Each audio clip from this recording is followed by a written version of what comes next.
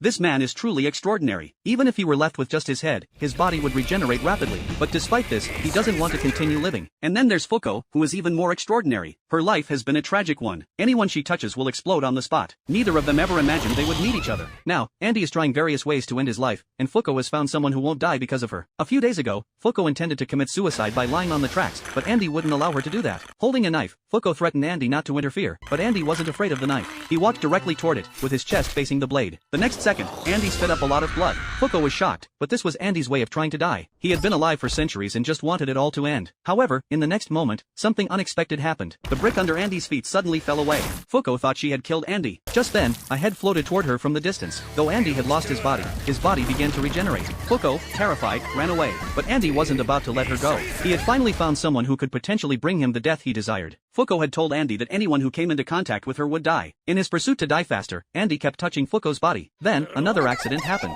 A box of bananas fell from a plane and hit Andy directly. Fuko, frightened, ran off. But as she fled, she accidentally stepped on a banana peel and fell from the rooftop. She thought her life was over, but she never imagined she would die from stepping on a banana peel. She had lived so many years without experiencing love, and had never done anything a girl was supposed to do. Just as Fuko thought she was going to die, Andy flew toward her. He wasn't going to let her die, because she was the only person who could bring him death. Andy had to find a way to die through Fuko. Andy decided to take Fuko back home. Once they arrived, Andy surprisingly told Fuko to take off her clothes. By doing so, he could touch her skin as much as possible, giving him a better chance to die. However, Fuko had strong principles and refused to take off her clothes. She started running away in a panic. In the middle of her flight, her clothes got caught on a nail. What no one expected was that Fuko's hair was incredibly long. She had grown it out because no one was allowed to touch her body. Any hairstylist who tried to touch her hair would die.